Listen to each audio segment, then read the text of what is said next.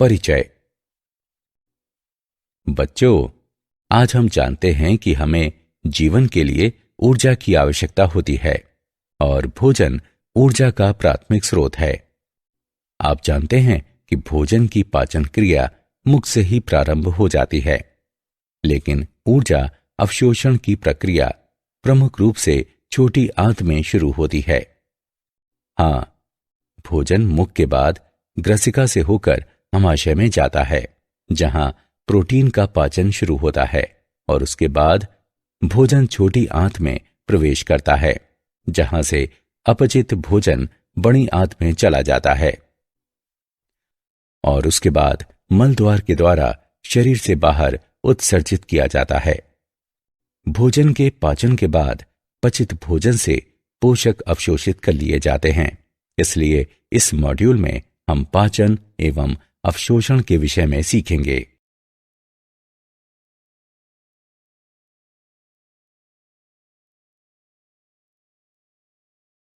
उद्देश्य।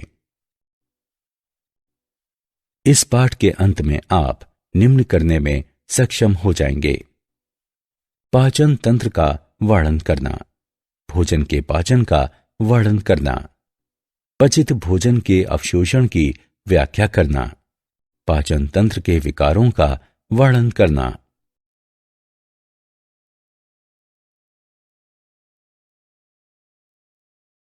पाचन तंत्र। मनुष्य के पाचन तंत्र में आहार नली एवं पाचक ग्रंथियां होती हैं। आहार नली विभिन्न व्यास वाली एक नलिका यानी ट्यूब होती है। इसकी लंबाई 8 से 10 मीटर होती है। हमारे आहार नली का पहला अंग मुंह होता है। ये अनुप्रस्थ काट के जैसा होता है। ये 2 कोमल ओष्ठों, ऊपरी और निचला, इन दोनों से बंद होता है।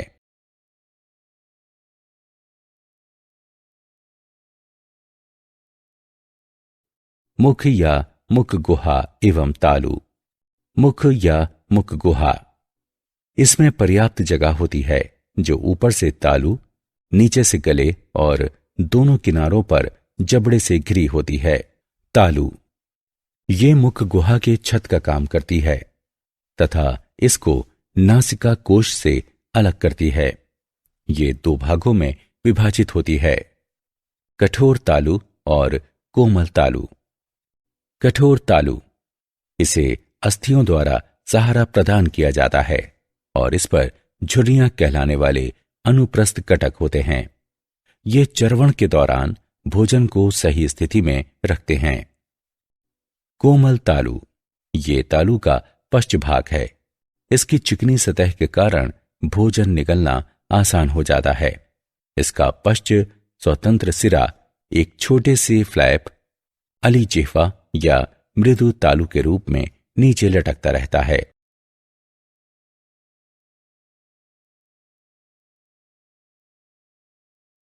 जिह्वा, ये लंबी स्वतंत्र रूप से घूमने योग्य संरचना है जो मुख गुहा के तल पर स्थित होती है।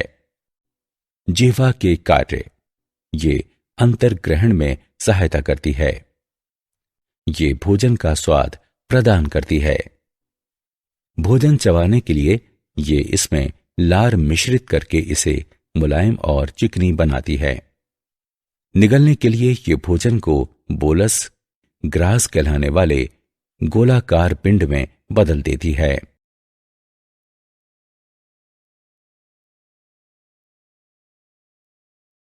दांत। दांत अर्धवृत्ताकार चाप के रूप में दोनों जबड़ों पर स्थित होते हैं।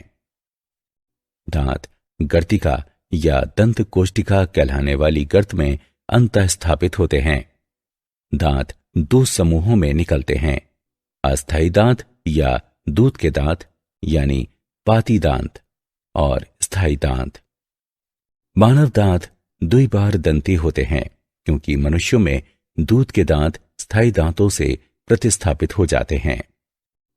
दांत 4 प्रकार के होते हैं: कृंतक, रदनक, अग्र चर्णवर्णक और चर्वणक।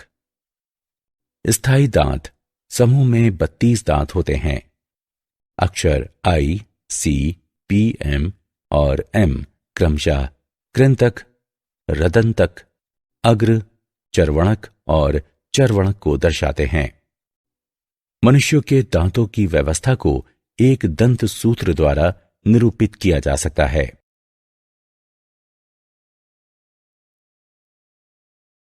ग्रसनी। ग्रसनी एक छोटे आकार वाला शंक्वाकार भाग है जहां भोजन और वायु मार्ग एक दूसरे को काटते हैं। इसमें निम्न छिद्र होते हैं: दो नासा छिद्र या आंतरिक रंध्र, दो यूरेस्टिकी नलिकाओं के छिद्र, ग्रासिका ग्रास नली का छिद्र, श्वासदार कंठ या श्वास नली का छिद्र और ग्रसनी में मुख गुहा का छिद्र। नासा ग्रसनी नासा कक्ष के पीछे स्थित होती है और इसमें आंतरिक रंध्र होते हैं। मुख ग्रसनी मुख गुहा के पीछे स्थित होती है और ये भोजन ग्रास का मार्ग है। ग्रसनी काकल ग्रसनी का सबसे निचला भाग है और इसमें दो छिद्र होते हैं: श्वासद्वार और ग्रासिका। श्वासद्वार श्वास नली में स्थित होता है और भोजन ग्रास निकलने के दौरान एक पत्ती जैसी उपास्थीमय संरचना घांटी ढक्कन द्वारा बंद हो जाता है। जब भोजन निगल लिया जाता है तब श्वास नली के छिद्र अलिजीवा द्वारा बंद हो जाते हैं।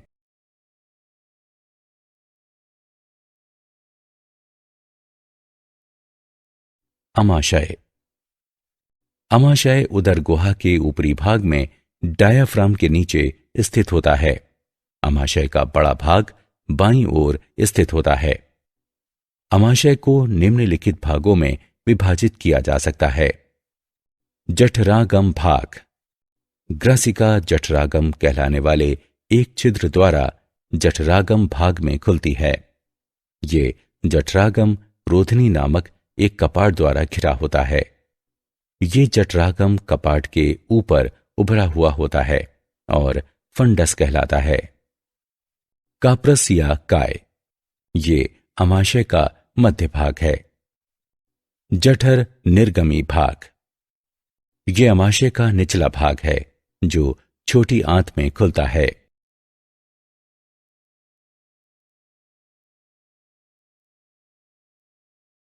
छोटी आंत। छोटी आंत लगभग 6 मीटर लंबी और 1 इंच व्यास वाली लंबी नली होती है। ये उदर गुहा में कुंडलित स्थित होती है। छोटी आंत में 3 भाग होते हैं: ग्रहणी, अग्र क्षुद्रांत और क्षुद्रांत। ग्रहणी आंत का पहला भाग है जो लगभग 25 सेंटीमीटर लंबा और यू आकार का होता है। अग्र क्षुद्रांत लगभग 2.5 मीटर लंबी और ग्रहणी की तुलना में संकरी होती है। अग्र क्षुद्रांत और क्षुद्रांत में स्पष्ट कटखंडन नहीं होते हैं।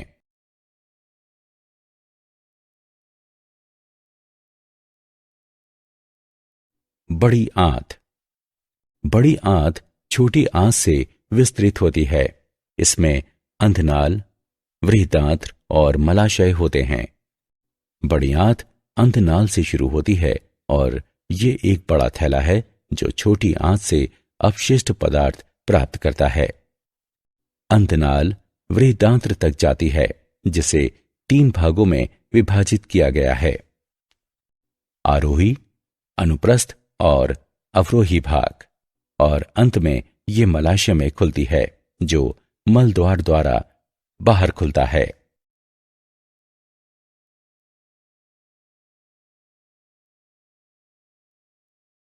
आहार नाल की दीवार में स्तर। आहार नाल की दीवार में 4 स्तर होते हैं: सिरोसा, मस्कुलरिस, सबम्यूकोसा और म्यूकोसा। सिरोसा सबसे बाहरी परत है जो कुछ संयोजी ऊतकों से बनी होती है। पाचन तंत्र में मस्कुलरिस आंतरिक वर्तुल और बाह्य अनुदैर्ध्य चिकनी पेशियों की बनी होती है। आंतरिक वर्तुल परत तंग सप्रेल में व्यवस्थित होती है जबकि बाह्य अनुदैर्ध्य परत शिथिल सप्रेल में व्यवस्थित होती है। सबम्यूकोसा परत अनियमित सघन संयोजी ऊतक की बनी होती है। इसमें रुधिर, लसिका वाहिनियां और तंत्रिका जालक होते हैं। म्यूकोसा आहार नाल की दीवार की सबसे भीतरी परत है, जो 4 सुस्पष्ट ऊतक परतों की बनी होती है।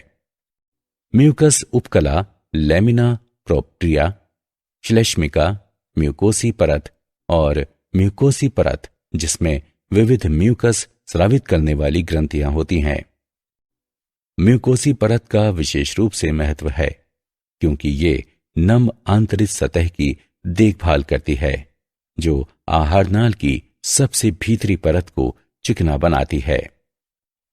भोजन ग्रास के आगे बढ़ने की गति को सुगम बनाती है और मोटे खाद्य पदार्थों से म्यूकोसी घर्षण की रोकथाम करती है।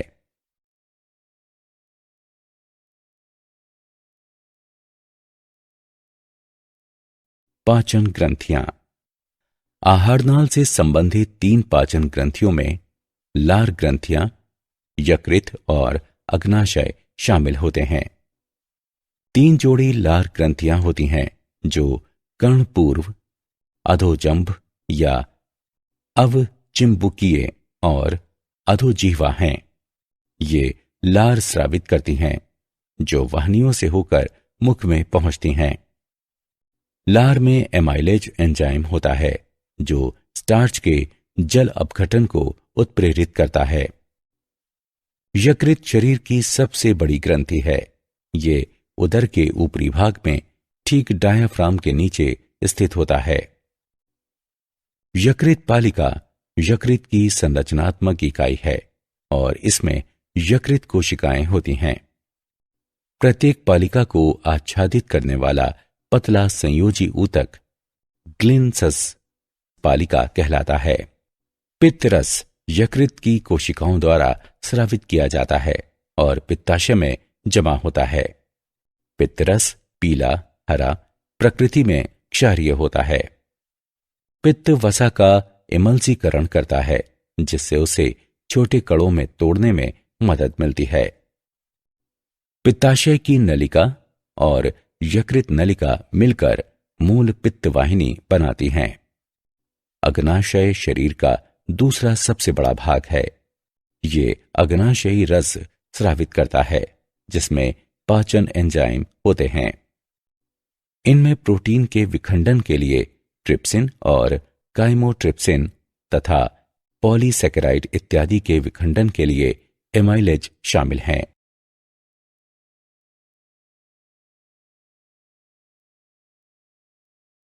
भोजन का पाचन। पाचन पथ की शुरुआत में दांत भोजन को चबाते और मिलाते हैं। इससे भोजन को छोटे छोटे टुकड़ों में तोड़ने की प्रक्रिया आरंभ होती है। लार ग्रंथियां लार स्रावित करती हैं, जिसमें श्लेष्मा होती है और ये भोजन के स्नेहन तथा इसे बोलस में बदलने में सहायता करती हैं। इसमें विद्युत अपघट्य और लार एमाइलेज एवं लाइसोजाइम एंजाइम होते हैं। लार की संक्रिया के कारण कार्बोहाइड्रेट आंशिक रूप से पच जाता है। लगभग 30% स्टार्च लार एमाइलेज द्वारा जल अपघटित हो जाता है, जबकि लाइसोजाइम जीवाणुओं के संक्रमण को रोकता है। अब आमाशय में क्रमाकुंचन नामक पेशी संकुचन द्वारा भोजन के बोलस नीचे ग्राजिका में आगे बढ़ाता है।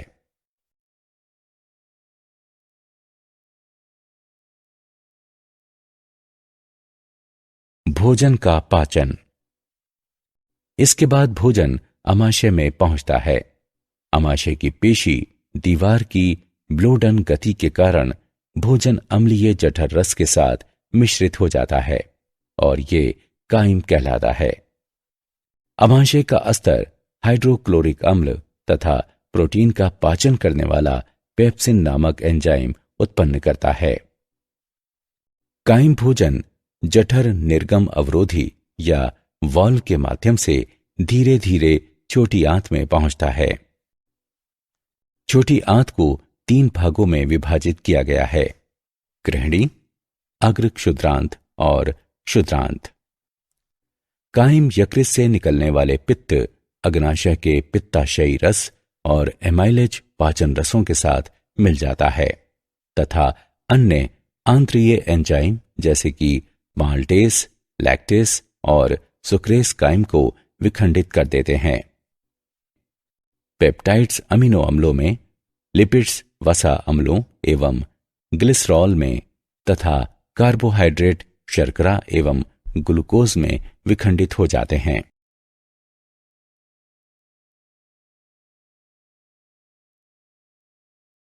भोजन का पाचन। अपचित तथा अनावशोषित भोजन बड़ी आंत में चला जाता है। बड़ी आंत का कार्य अपचनीय भोज्य पदार्थ से जल अवशोषित करना है तथा ये श्लेष्मा भी स्रावित करती है, जो बहिक्षेपण के लिए अपशिष्ट भोजन कणों को स्नेहन प्रदान करती है। अनावशोषित और अपचित पदार्थ मल पदार्थ कहलाते हैं। शरीर से मल पदार्थ का त्याग गुदा द्वारा किया जाता है।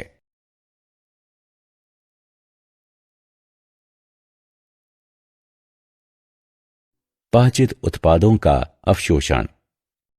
अंतिम उत्पादों का जठरांत से रुधिर या लसिका तक का परिवहन अवशोषण है। पॉलीसेकेराइड्स के विखंडन द्वारा उत्पन्न मोनोसेकेराइड्स जैसे कि ग्लूकोज, गैलेक्टोज तथा फ्रक्टोज का परिवहन विसरण या सक्रिय परिवहन को सुगम करके आंत की उपकला तक किया जाता है। सरल विसरण प्रक्रिया द्वारा शर्करा रक्त प्रवाह में पहुंचती है। जल का परिवहन परासरण प्रवणता द्वारा किया जाता है। पेप्टाइड खंड जो प्रोटीन के विखंडन के कारण बनते हैं, मुक्त अमीनो अम्लों के लिए पचाए जाते हैं। मुक्त अमीनो अम्ल द्वितीयक सक्रिय परिवहन द्वारा उपकला में प्रवेश करते हैं और सरल विसरण द्वारा ये छोड़ दिए जाते हैं। वसा अम्ल और ग्लिसरॉल का परिवहन मिसेल नामक सूक्ष्म बूंदों के रूप में होता है। मिसेल आंतरिक म्यूकोसा में चले जाते हैं। ये पुनः काइलोमाइक्रोन नामक सूक्ष्म प्रोटीन में संरचित होकर अंकुरों की लसिका वाहिनियों में चले जाते हैं। उसके बाद अवशोषित पदार्थ रुधिर प्रवाह में मुक्त कर दिए जाते हैं। सभी अवशोषित पदार्थ ऊतक और अंगों में समाविष्ट हो जाते हैं और ये प्रक्रिया स्वांगीकरण कहलाती है।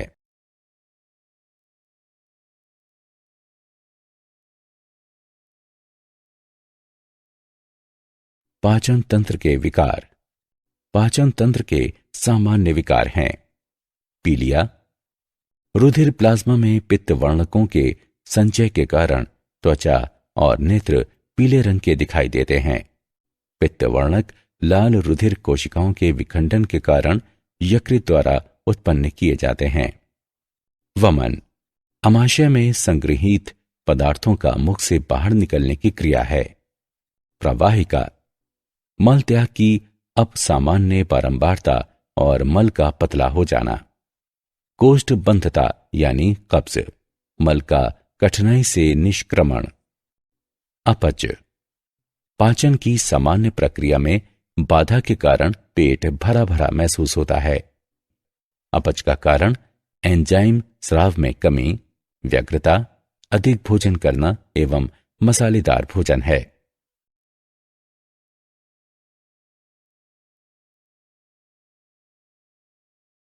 क्या आप जानते हैं, north Carolina school of medicine विश्वविद्यालय के नए अध्ययन से पता चलता है कि आंत में रहने वाले कुछ सूक्ष्म जीव भोजन की समान मात्रा से अधिक कैलोरी निकालने के लिए परपोषी जीव को अनुमति देकर आहार वसा के अवशोषण को बढ़ा देते हैं। एलईडी फोटोथेरेपी प्रणाली का उपयोग भारतीय अस्पताल में किया जाता है। इसमें पीले रंग के प्रकाश का उपयोग नवजात शिशुओं में पीलिया के उपचार के लिए किया जाता है।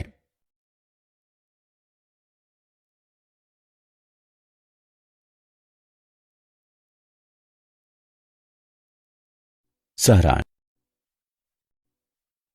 आइए हमने जो कुछ सीखा है उसे संक्षेप में दोहराएं। मानव पाचन तंत्र आहार नाल और पाचन ग्रंथियों का बना होता है। मुख गुहा में पर्याप्त जगह होती है जो ऊपर से तालू, नीचे से गले और दोनों किनारों पर जबड़ों से घिरी होती है। दांतों के स्थायी समूह में 32 दांत होते हैं। ग्रसनी एक छोटे आकार वाला शंक्वाकार भाग है जहां भोजन और वायु मार्ग एक दूसरे को काटते हैं। अमाशय को जठरागम भाग, काप्रस या काय और जठर निर्गमी भाग में विभाजित किया जा सकता है। छोटी आंत में ग्रहणी, अग्र क्षुद्रांत और क्षुद्रांत होते हैं।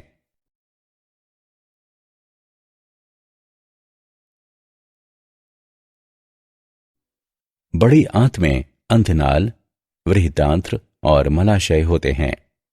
आहार नाल की दीवार 4 स्तरों सिरोसा, मस्कुलरिस, सब म्यूकोसा और म्यूकोसा की बनी होती है। लार ग्रंथियां यकृत और अग्नाशय पाचन ग्रंथियां हैं। अंतिम उत्पादों का जठरांत से रुधिर या लसिका तक का परिवहन अवशोषण है। पाचन तंत्र के सामान्य विकार पीलिया, वमन, प्रवाहिका, कब्ज और अपच हैं।